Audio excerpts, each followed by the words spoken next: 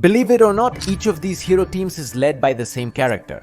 I'm not saying it's the same character. I mean, it's the same stereotype and, in some cases, archetype. We're talking about characters who have similar traits. In this case, each of them is a reliable leader with a Boy Scout personality. They usually follow the rules and take on the responsibility of saving the people around them. These are characters who aren't always the best strategists on their team, but they're still considered the most fit to lead. Because of their unbreakable spirit and their ability to be a beacon of hope when everything seems to be against them. Many of them are also associated with the color blue. But why does this happen? That's what we're going to talk about in this video, because today we'll discuss why we see these characters repeated so much in our culture. From Hector of the Iliad to great pop culture leaders like Leonardo of the Ninja Turtles, and yes, obviously also Superman. But we're also going to go further with the premiere of Umbrella Academy's 4th season today. I had the chance to talk with one of these Boy Scout leaders to find out what he thinks about the topic and why we like seeing these characters so much. My name is Go the Geek Monitor, and today we're going to take the Boy Scout leaders very, very seriously.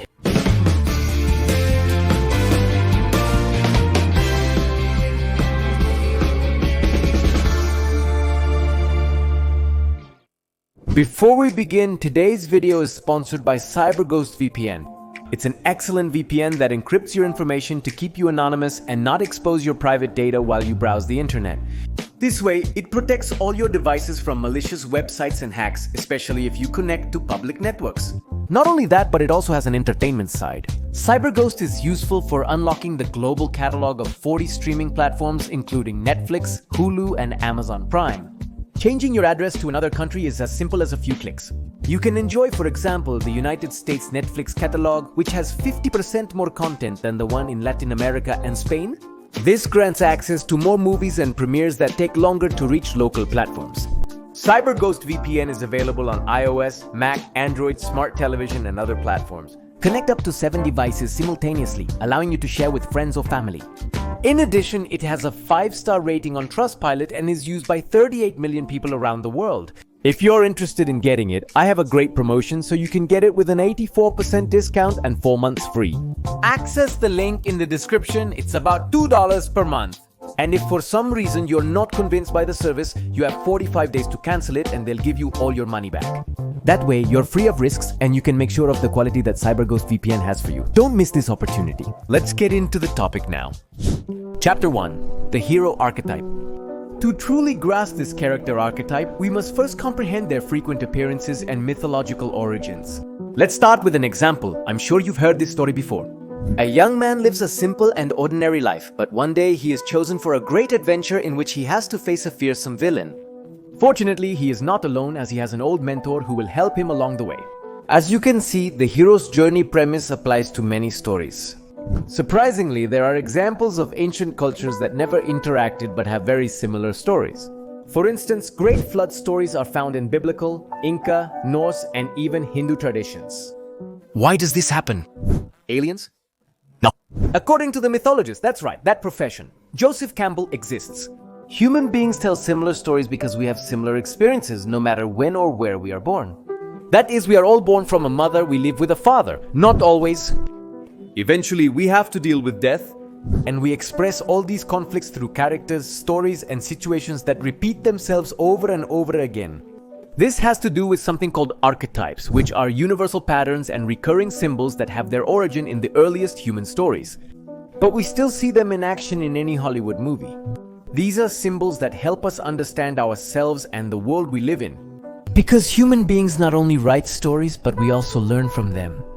It's crucial to understand that an archetype differs from a trope. Remember that archetypes are universal, very ancient, and they operate more in a symbolic way. On the other hand, a trope is a story cliché used in a specific way. In this case, the Boy Scout leader is often associated with the color blue.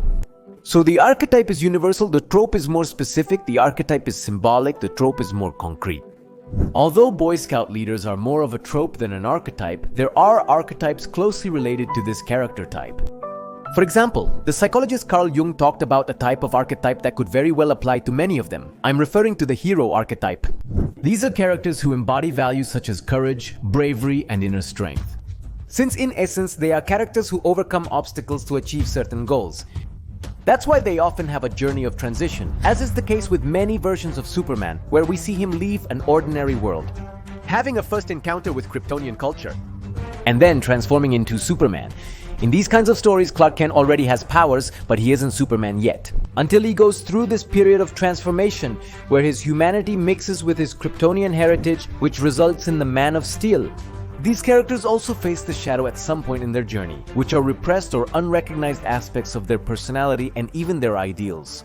For example, in the Vigilante Deku arc, we see how young Midoriya deals with feelings of revenge, individuality, and a sense of feeling superior to the other characters who accompany him. Yes, I'm already preparing videos about My Hero Academia. I'll be announcing it on my Instagram, so follow me there. It also helps me a lot, really a lot. Something similar happened with Captain America when he faced the idea that the United States is not this completely innocent country. He believed that and created the Nomad persona. Ultimately, these characters are about redemption and sacrifice. Each of these characters frequently sacrifices themselves for the good of their friends, companions, or even the world. Outside of pop culture, the hero archetype is exemplified by the character Hector from the Iliad, a character deeply aware of his duty to Troy and to his family. He was the main defender of his city and was willing to fight and sacrifice himself for what he believed was right. Something interesting about him is that, unlike other heroes like Achilles, he doesn't fight for personal glory, but because he is a protector. And I think Hector is a great example of a Boy Scout leader, but from ancient times. Another archetypal character who is also related to these Boy Scout leaders. It's about Zeus, since he's a character who represents the responsibility of taking care of the people around you. For example, Zeus was not the eldest brother, but he was the one responsible for bringing order to the universe and the one who took charge of leading his family. This is reminiscent of Leonardo, the leader among his brothers. He often looks out for the family's well-being and stability while dealing with his brother's different personalities. Because between us in the real world, don't you have a brother, sister, uncle, or aunt? Who takes care of the siblings even though that's more of a parental responsibility? I feel like almost every family has a Zeus archetype. But anyway, since we're talking about how these Boy Scouts have an archetypal and mythological precedent, but now let's take a more specific look at the trope to see what characteristics these characters have and why. Chapter 2, the Boy Scout Leader Trope. I find this very interesting about the Ninja Turtles. The personality cliches we see in this team are patterns we've seen in many other cartoons. The characters include the rule follower, the tech-savvy one, the tough guy, and the free spirit. Why did that happen so much back then? Because the idea was for kids watching these cartoons to quickly and easily identify each character and the role they played in the story. This also relates to a sales matter. Since many cartoons, particularly in the 80s and early 90s, were productions by toy brands whose main goal was to sell, creating stories around simple, cliché characters with distinct personalities was easier on one hand, but also limiting on the other. It was easier for kids to identify with one and want to buy all the products associated with them. All of us watched a cartoon like that as kids and said, "I'm that one." This tactic doesn't just apply to cartoons. Other types of productions, like boy bands, also have certain personality stereotypes with the same purpose. Fans often identify with specific members of boy bands, driving sales. What's your favorite boy band? Share in the comments. I mean, your favorite Ninja Turtle? In my case, something curious happened to me. I remember that when I was a kid, my favorite was Donatello.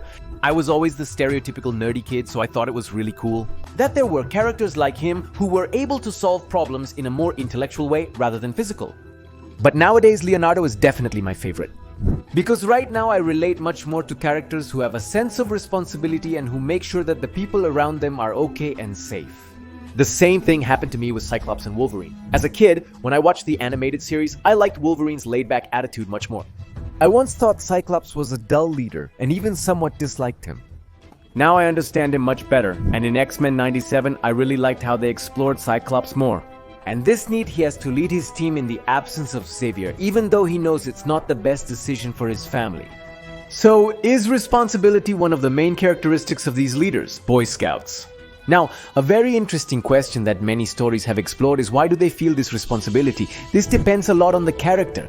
In many versions, Leonardo is the oldest of the Ninja Turtles, which is why he takes on the responsibility to behave as he does. On the other hand, we have Dick Grayson, who often also acts as an older brother to all the Titans, even though he isn't always the oldest. Nightwing is the tactical and moral leader of an entire generation of Detective Comics superheroes. above characters like Superboy or even Cyborg, who has already worked with the Justice League. Superman is an example of a character whose great power directly leads to great responsibility and expectations. In some versions, Jor-El, Kal-El's father, explicitly tells him the expectations he must fulfill. This dynamic is also reflected in My Hero Academia, where All Might mentors and trains the young Deku to confront the formidable villain he couldn't overcome. This leads us to another point. There are many characters who feel the responsibility to keep things as they are. They are protectors of the status quo. For instance, the iconic World War II versions of Captain America and Superman. Do they feel the responsibility to protect the system? These are characters who follow the rules because they feel that way of life is the right one. That's something we also see in Deku and All Might. Both are fully committed, with the idea that this system, which has hero rankings, exams and codes to become one, is the right thing. They fight to preserve this lifestyle, though villains and situations show it's not always true. I'm close to presenting this video essay to you. It's important to note that not all Boy Scout leaders follow rules solely to maintain the status quo. But in many cases, it has to do with trustworthiness, since the people around them need to be able to trust what the leader will do and what he won't do. This trait makes superheroes predictable, as everyone knows Superman will always try to save everyone. But it's precisely this predictability that also makes them trustworthy figures. Maybe that's why many of these characters have a lot to do with blue, because it's a color we associate with composure and calmness. And these colors, more towards reds, make us think of a more impulsive character, maybe more emotional. It's also important to clarify that not only men can be these Boy Scout leaders, but we also find many female characters with these kinds of traits, like Wonder Woman in Detective Comics' Superhero Girls and Bon-Bon in the Powerpuff Girls. If you notice, each of them has several characteristics similar to those of other characters we've been talking about. But even though this relationship between Boy Scout leaders and responsibility is something we've seen countless times, there are stories that manage to subvert these tropes. An example of this can be seen in the series Umbrella Academy through the character of Luther, who starts out as the typical Boy Scout leader. But as the series progresses, we realize that he doesn't feel comfortable with this role.